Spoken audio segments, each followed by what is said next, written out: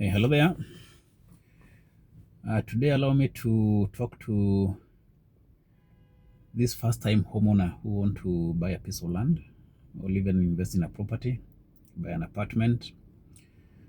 And this is basically his or her first time to be able to get into real estate and be able to purchase this property.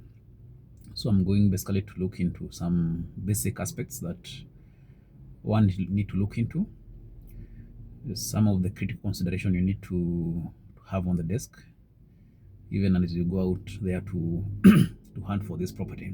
And the first item that you need to define is the purpose. And what do I mean by purpose? Here basically I'm looking at the reason as to why you want to buy that piece of land. Is it to do your first home? Is it for capital gain? Is it for speculation? What is it for? Do you want to develop an industry? Do you want to develop something on it? Or you just want to do farming?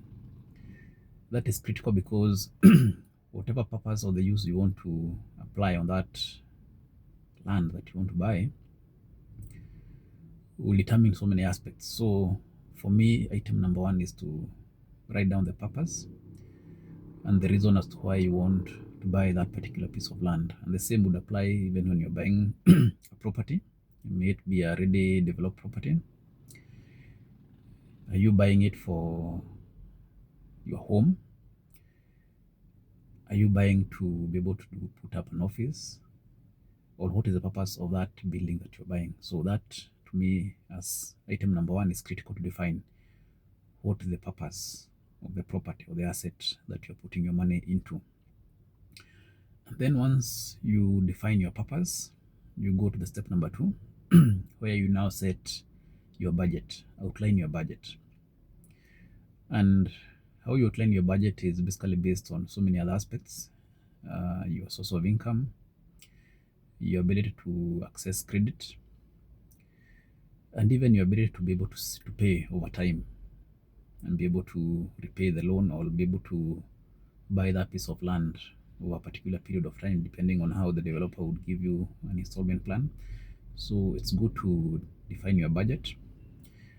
And even if it means walking to your local bank, walk to your mortgage advisor and be able to establish how much you're able to access for you to be able to purchase that particular property that you want to buy. So once you're able to establish all those two aspects, now you move to the next level where you need to verify the seller.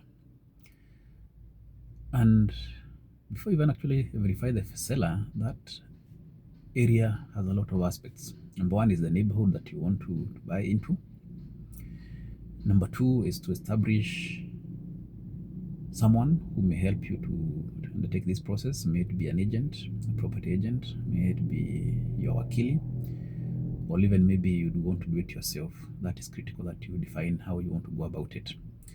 So that once you establish where you want to buy and you establish the person that you're buying from, that's now where you get to my point number three, where you need to verify the seller. And here I'm basically talking to either the landowner, the developer, or even the person selling you the house that you want to purchase. So I've discussed a bit on due diligence.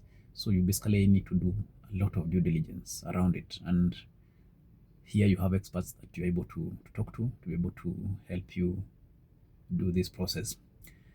Number three is to do other search on the property that you are buying into. And here is not just a mere search. You need to do what we call a root of title. You need to do an in-depth search on this property. If it is a piece of land, I would recommend that you get a surveyor, a wakili, or a planner to be able to assist you on this due diligence process, whereby basically you're verifying the ownership of this property and also the history of this property that you want to buy. Then number four, once you've been able to do a search, The next level is to do what I call ground verification. Because the search at the land is not adequate, you also need to do physical verification, what I call physical due diligence. You drive into that particular piece of land, drive to that particular property that you want to buy. And in this case, I still recommend that you get a consultant. In this case, I recommend a surveyor if you're buying a piece of land, so that your surveyor is able to verify and identify where the beacons are. And if the beacons are not available, your surveyor is able to check the maps from the Survey of Kenya and re-identify the boundaries and confirm that actually the boundaries are there, the amended map is available, and the full documentation of that piece of land is available. Then other thing that you also do around that point, the point on boundary verification, is also looking at the gradient of the piece of land. How slopey is it? How flat is it? The kind of soils that are within the neighborhood. So that's critical to look into. Then number 5 is to check the planning and the zone of the what I call planning and zoning guidelines of a particular neighborhood. As I have spoken earlier, different counties have zoned different neighborhoods for different uses. The areas that have been zoned for agriculture, areas that have been zoned for residential use, industrial, commercial, and even public use. So it is important to get the maps, again through a consultant, a surveyor, a planner, your architect, to be able to establish this piece of land that you want to buy, this property that you're buying, what is the use? Okay, were there approvals? Because I've actually seen situations whereby if you are leasing a space or you're buying a space that didn't have approvals from the county government, you'll end up having a lot of problems even getting what we call the trading licenses. So it is good to verify that even a developed property went through a proper process. So here I'm looking at checking the zoning, so that if you're buying a piece of land to develop a commercial building, is it ready for that? Or you may be required to do a change of use. So it is critical at this level to identify and verify the zoning and the planning of that neighborhood. And this you're able to get from the title. If there's a lease title, it will define the use. And if the landowner who is selling this piece of land had already done a change of use or extension of use, also request for that documentation, so that is able to be sure that you're buying to a property that has the use that you intend to buy into. Then number 6 item that you need to look at is basically checking on the access. Here I'm basically looking at the infrastructure. How is the road network? How is it easy to access? If the land is not tarmacked, the road is not tarmacked, how is it in terms of, is it a weather road? How is it accessible? Is there power? Is there water? And how are the support amenities in that neighborhood? So that at least, even as you buy into a neighborhood, even maybe for agriculture, how will you get your farm produce from the land? So those are some of the critical considerations that you also need to put on the table. And then number 7, very critical item, is to look at any hidden issues on this piece of land. And here I'm basically looking at, do you have a riparian? I'm not saying riparian is a bad aspect of a piece of land, but of course it will affect your usability of that particular piece of land. The easements, are there encumbrances? Are there issues that affect to this particular piece of land? Is it government land? Is it public land? So dig deeper to establish whether there are any hidden issues. And sometimes you may want to buy a piece of land, maybe from someone, and maybe they actually got that land through the process of conversion, and it was initially government land. So check whether actually the due process was carried out to be able to convert government land to maybe a residential neighborhood. So that's critical to be able to look into.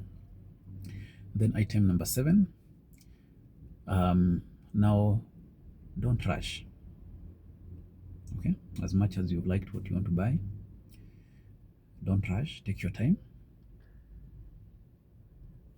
put your issues together, then now proceed to get a lawyer and be able to develop the sale agreements, negotiate the payment terms, check the terms in that sale agreement, so that even as you get in the transaction, you know what you're getting into, the closing costs that you bear, and any other cost that you may incur. So basically what I'm talking about here, as a first-time homeowner, first time buying a piece of land, the process here is to verify, to inspect, confirm, and then you can pay. Thank you very much. Take time to like my page, do subscribe so that we're able to share these materials to more people. Thank you, and see you in the next one.